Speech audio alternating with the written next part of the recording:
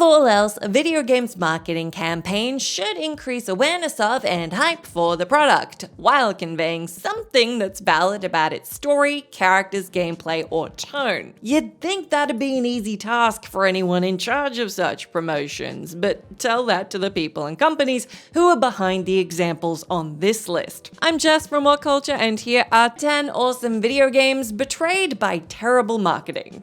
Number 10. Helldivers 2.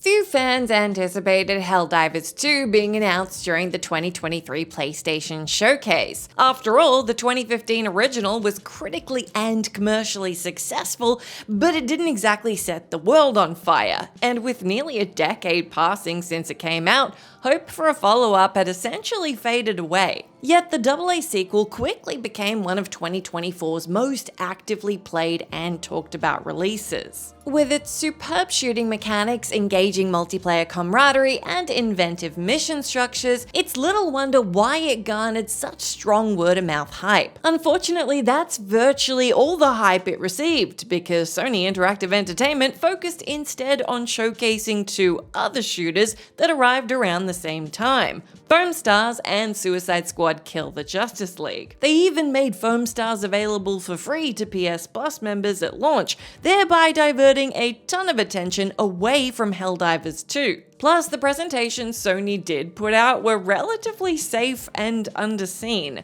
positioning the game as blander than it is and ensuring that casual gamers probably weren't even aware that the game existed. Ironically, and to the surprise of almost no one, both Foam Stars and Suicide Squad Kill the Justice League were basically dead on arrival. Number 9. Dead Space 2. Given how idiosyncratic and celebrated 2008's Dead Space was, it seemed exceedingly apparent how Visceral Games and Electronic Arts should have marketed their 2011 sequel. Honestly, all they needed to do was highlight its predecessor's critical and commercial successes while showcasing what they've kept and what they've changed or added to make Dead Space 2 an improvement over its precursor. For instance, the fact that they could have hyped up the new storyline but retained horror elements while underlining aspects like the heightened focus on action and multiplayer. What they didn't need to do was record hundreds of middle-aged conservative and non-gamer mothers as they reacted with disgust and indignation to the game's excessive violence. Nevertheless, that's what they decided to do for their Your Mum Hates Dead Space 2 campaign. Not only did it needlessly upset hundreds of unassuming people, reinforcing negative stereotypes regarding gender, age, and gamers in the process, but it also did a poor job of detailing why Dead Space 2 was irresistible, narratively, visually, and pretty much every other way. Also, considering that this ad was targeted at awkward teens and kids who still lived at home, it was an attempt to appeal to people who weren't actually old enough to play it. Number 8. Yakuza.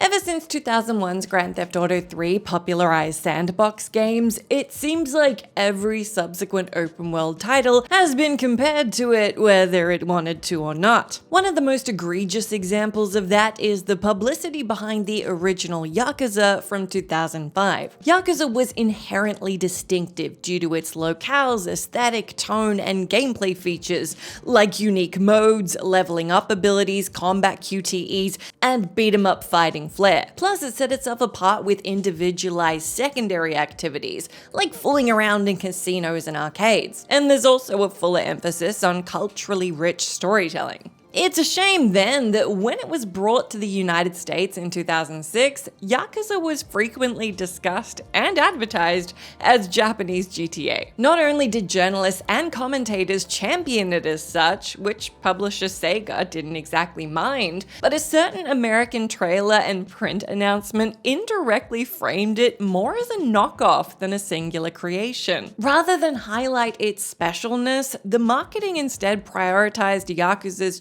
GTA-like reckless violence, as well as its criminal underworld glorifications and other transgressive attributes. Additionally, the English voiceovers amplified the profanity and stereotypical gangster dialects, as well as turned complex protagonist Kazuma Kiryu into a superficially generic mobster, which anyone who knows him knows he's fantastic, and that is massively undermining. Number 7. The Last of Us Part 2.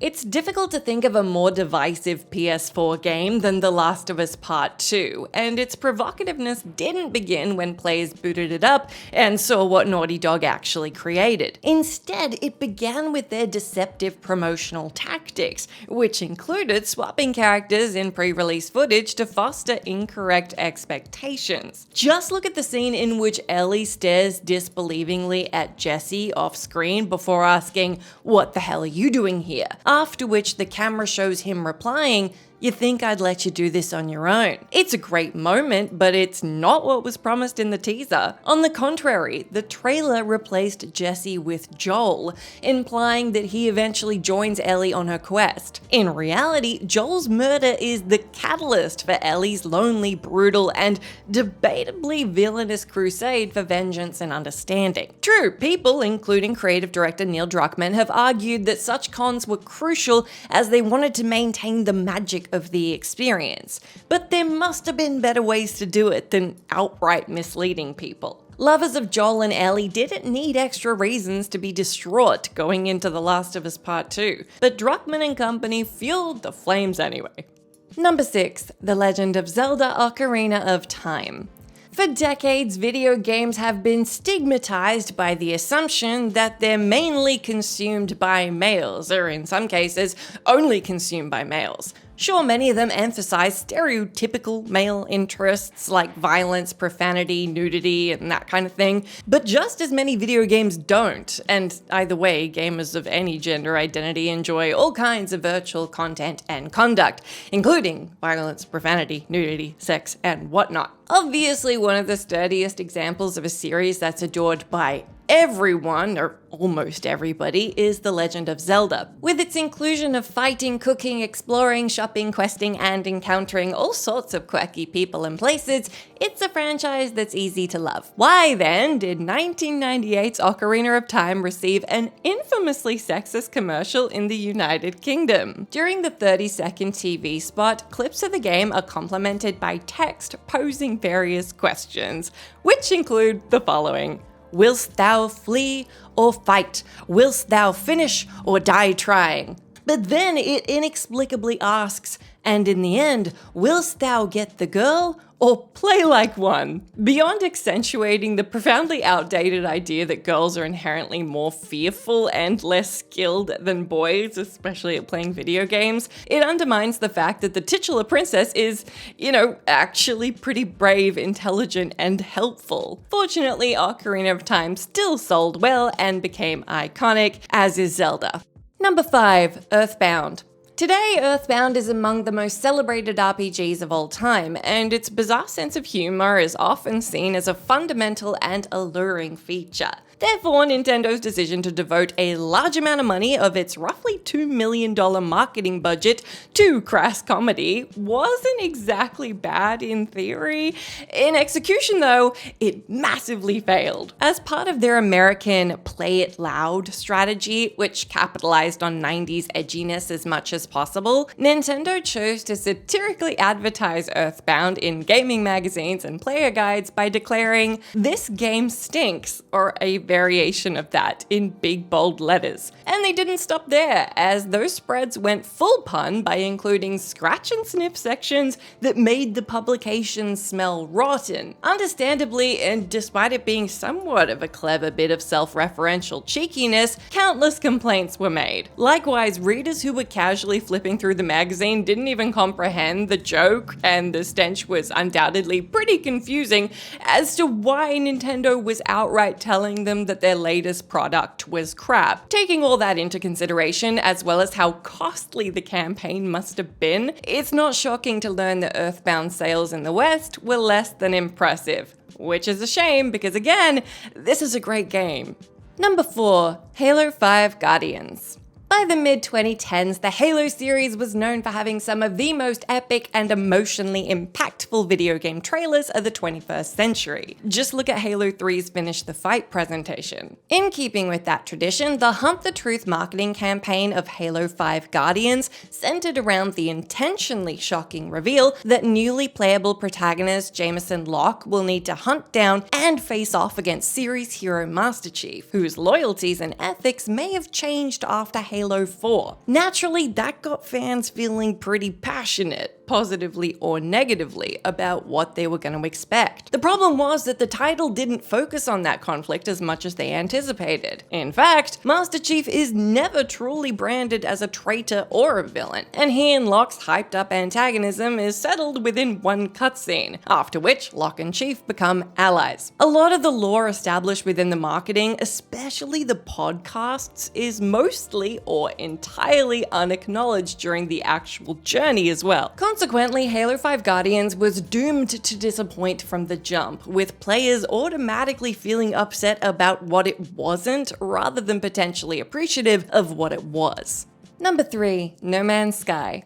As the expression goes, you should underpromise and overdeliver when it comes to fulfilling what's been agreed upon. Someone should have told Hello Games founder Sean Murray that in the lead up to 2016's No Man's Sky, as he did the exact opposite, and it quickly bit him and his game in the butt. Although to be fair, once that hype machine got going, I'm not sure you could entirely blame Hello Games. Basically, the game was billed as a groundbreaking open world survival simulation that would allow explorers to interact with ostensibly limitless procedurally generated creatures and planets, complete with their own ecosystems, resources, aesthetics, behaviors, and everything else. Maliciously or not, Murray oversold the experience during his various media appearances as well. Upon release, No Man's Sky wasn't exactly hated, but it did draw a lot of criticism for being substantially dull, limited, and buggy compared to what was sold. The pushback was so severe that in 2016, the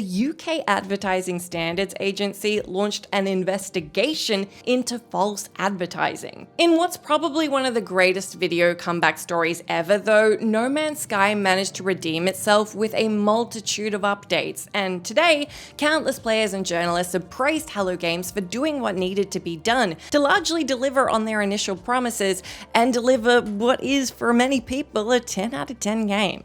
Number 2. Mighty Number 9. Prior to release, action platformer Mighty No. 9 was set to be a runaway success. After all, it was positioned to be a spiritual successor to Mega Man, created by iconic Mega Man designer Keiji Inafune, and its Kickstarter crowdfunding campaign should have resulted in a heartwarming case of a fanbase supporting the creators and genres they love. Obviously, things didn't turn out so well for the title, with myriad delays, uninspired gameplay, false promises to financial backers, and numerous other issues which yielded plenty of ire from players, journalists, and the industry as a whole. Regrettably, the 2016 adventure angered people before it came out as well, because its sardonically machismo masterclass trailer notoriously promised to, quote, make the bad guys cry like an anime fan on prom night. Like the aforementioned Ocarina of Time TV spot, this direction was needlessly and brazenly out of touch and sexist, implying also that anime lovers, presumably male anime lovers, are socially awkward loners who can't get dates, which is stereotypical and offensive and 9 other things. The tactic was doubtedly misguided and ironic, since it offended its target audience and undermined the fact that there was a pitch for a Mighty No. 9 animated series. Of course, naturally, that never happened.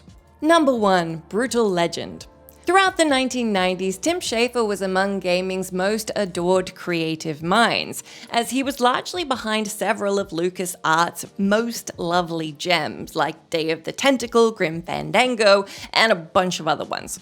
Likewise, his inaugural release under his own Double Fine branding, 2005 Psychonauts, became a cult classic. Clearly hopes were high for his 2009 follow-up Brutal Legend, which looked like an awesome action-adventure experience which was oozing with 70s and 80s heavy metal style, music, references, and even cameos from the likes of Ozzy Osbourne, Rob Halford, Lemmy Kilmister, and Lita Ford. Plus, none other than movie star and Tenacious D frontman Jack Black was going to star as roadie protagonist Eddie Riggs. So how did its marketing betray it?